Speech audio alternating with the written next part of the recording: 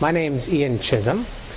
I was a good friend of Roger's for about a year and a half. We came back about a year and a half ago from Scotland.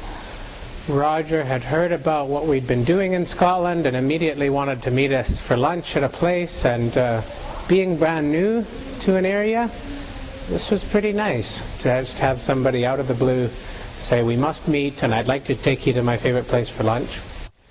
So, and that lunch, of course, did not disappoint, right? We immediately knew that Roger would be somebody that we wanted to be in our lives. So, as it developed, Roger took some time to come with us on a 2-day leadership course that was held up in Nanaimo.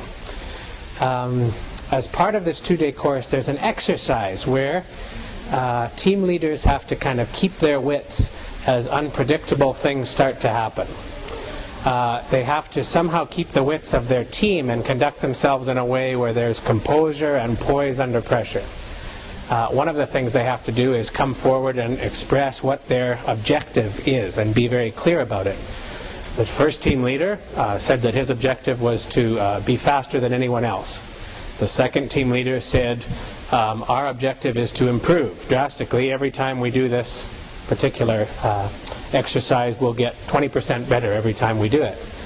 And Roger's team had decided with Roger that their team would have more fun than any other team out there. And this would be unquestionably the team that was experiencing the most joy. So we'd never had that one before, and I was wondering how Roger had gotten his team to that objective. So there we were. Roger's team, rather than being focused on being fast or doing anything, they partied. The entire exercise, this team, which involves having 4 people on one set of skis and trying to coordinate, and Roger, who was the team leader, stood off to the side of the field and was dancing himself as this was happening. So dancing and yelling and hooting and hollering and singing was all part of it for their team to achieve their objective. So I think there's a certain lesson about life in that. Second round, we take away all communication. We actually take away the ability for the teams to make any noise whatsoever. Now they have to accomplish their task in a cone of silence.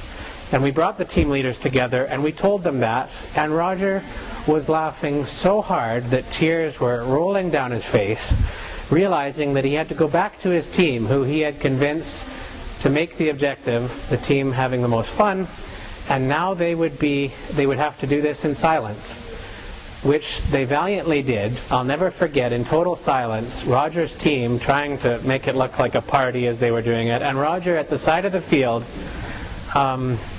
being totally Roger, in silence, showing the world that he was experiencing joy.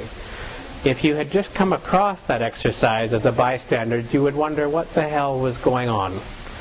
But for all of us that knew, this was Roger and his team experiencing joy, even in silence, and the tears rolling down his face as he realized that he had gotten his team into some predicament is one of my favorite memories of Roger, and makes me laugh out loud when I'm all by myself.